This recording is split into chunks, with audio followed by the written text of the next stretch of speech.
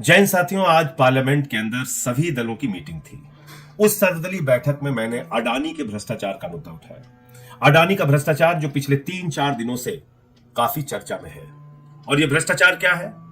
अडानी जो नरेंद्र मोदी जी के करीबी मित्र माने जाते हैं, जिनको मोदी सरकार ने पोर्ट दे दिया, एयरपोर्ट दे दिया, माइनिंग दे दी, जिसको मोदी सरकार ने सीमेंट की फैक्ट्रियां दे दी, जिसको मोदी सरकार ने बिजली के ठेके दे दिए, पानी के ठेके दे दिए, यानी कि सब कुछ उसके नाम पर नीलाम करते जा रहे हैं। उस अडानी ने एक ऐसा फाइनेंशियल फ्रॉड किया, एक ऐसा वित्तीय भ्रष्टाचार किया है जिसको आप सुनेंगे तो हैरान हो जाएंगे।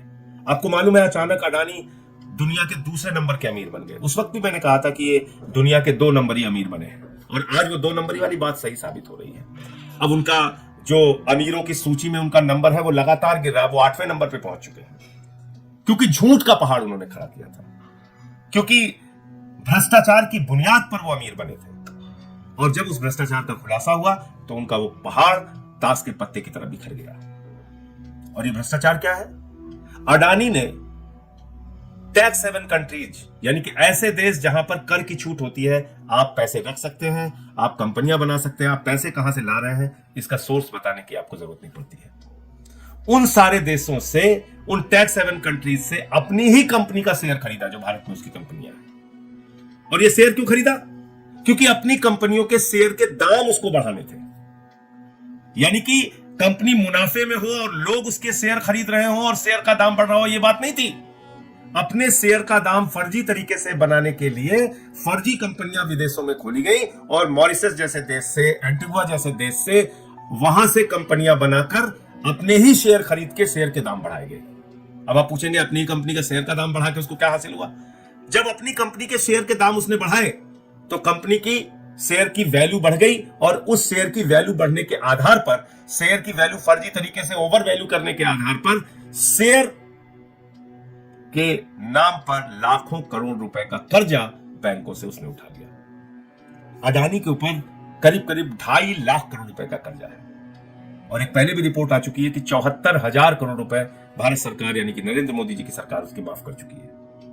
अपनी कंपनी के शेयर के दाम बढ़ाकर, फर्जी तरीके से दाम बढ़ाकर, LIC से, SBI से, जहां पर जनता की गाढ़ी कमाई का पैसा जमा होता है, वहां से लाखों करोड़ रुपए का कर्ज ले लिया।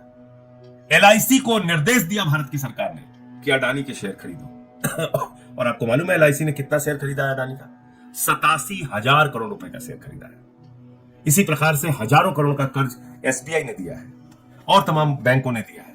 तो आप कल्पना कीजिए कि कितना बड़ा भ्रष्टाचार है। LIC में लोग अपनी जिंदगी की गाढ़ी कमाई का पैसा लगाते हैं, SBI में लोग अपनी जिंदगी की गाढ़ी कमाई का पैसा जमा करते हैं। क्या नारा है LIC का? जिंदगी के साथ भी और जिंदगी के बाद भी। यानी कि ईश्वर ना करे कि आपके साथ कोई दुर्घटना हो जाए तो आपके परिवार का सहारा बनेगा LIC।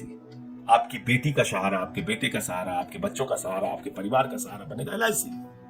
आज उस LIC को एक व्यक्ति ने डुबो दिया, अडानी ने। और अब वो क्या कह रहा है?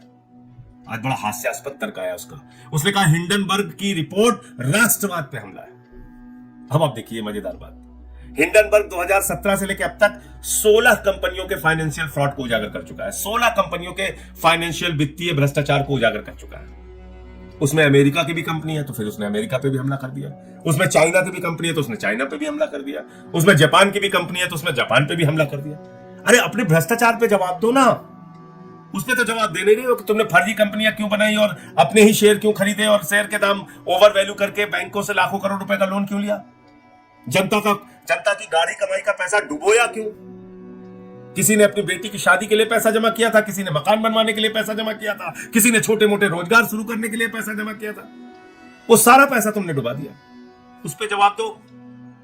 अब कह रहे हो राष्ट्रवाद पे हमला है, यानी कि भारत राष्ट्र के करोड़ों लोगों का लाखों करोड़ रुपए लूटकर अडानी आप राष्ट्रवाद की बात कर रहे हैं। भारत राष्ट्र के लाखों करोड़ की संपत्तियां औने पौने दामों में लेकर उन सरकारी कंपनियों को बर्बाद करके अब अडानी राष्ट्रवाद की बात कर रहा है। तो इस राष्ट्रवाद के नारे के पीछे तुम्हारा भ्रष्टाचार छुपेगा नहीं, क्योंकि इसी भारत राष्ट्र के करोड़ों लोगों को तुमने लूटा है। और इसलिए मैंने भारत के प्रधानमंत्री को चिट्ठी लिखी है, सेबी को चिट्ठी लिखी है, income tax department, CBI, ED सबको चिट्ठी लिखी है कि बगैर देर किए अडानी और उसके परिवार का पासपोर्ट जब्त किया जाए। क्यों? क्योंकि पहले भी इस तरह के बड़े भ्रष्टाचार करके 20,000 करोड़ रुपए लेके नीरव मोदी भाग गया, मेहुल चौकसी भाग गया, 10,000 करोड़ रुपए लूट के विजय माल्या भाग गया, 3,000 करोड़ लूट के ललित मोदी भाग गया, 6,000 करोड़ लूट के नितिन संदेशा भाग गया। ऐसे तमाम लोग इस देश की जनता की गाढ़ी कमाई का पैसा लूट के भाग चुके हैं। इसलिए बगैर विलंब किए इसके पासपोर्ट, इसके परिवार के पासपोर्ट जब्त किए जाने चाहिए और इसके खिलाफ कार्रवाई होनी चाहिए। कहां सो रही है सेबी, कहां सो रही है ईडी, कहां सो रही है सीबीआई, कहां सो रहा है इनकम टैक्स डिपार्टमेंट? विपक्ष के नेताओं पे कार्रवाई करनी हो तो गर्दन दबाने चले जाते हैं तुरंत। इतना बड़ा भ्रष्टाचार का खुलासा हुआ, अभी तक कोई कार्रवाई नहीं हो रही इन लोगों पे। अडानी के पूरे ग्रुप पे कहीं कोई कार्रवाई नहीं हुई। क्यों? क्योंकि ये भारत के प्रधानमंत्री के सबसे करीबी मित्र हैं। अपने इस करीबी मित्र को नरेंद्र मोदी जी ने 2.5 लाख करोड़ रुपए का कर्जा दिया है, 74,000 करोड़ रुपए माफ किया है अपने इस मित्र का। आप कल्पना कीजिए, आपको अगर नौकरी देने की बात आती है तो कहते हैं -20 डिग्री टेम्परेचर में देश की सेवा करो और 4 साल के बाद रिटायर होकर दर-दर की ठोकरें खाओ, अग्निवीर बन जाओ।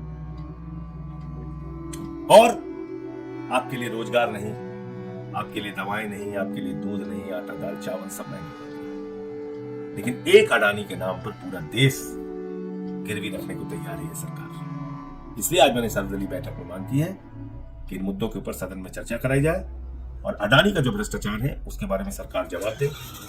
मैंने चिट्ठी भी लिखी है कि इनके पासपोर्ट जब्त किए जाए और चर्चा की मांग इसलिए की है कि आज करोड़ों लोग भयभीत हैं, डरे हुए हैं, चिंता के बादल उनके सर पर मंडरा रहे हैं कि उनकी जिंदगी की गाढ़ी कमाई का पैसा LIC में, SBI में, तमाम बैंकों में डूब रहा है और सरकार सो रही है।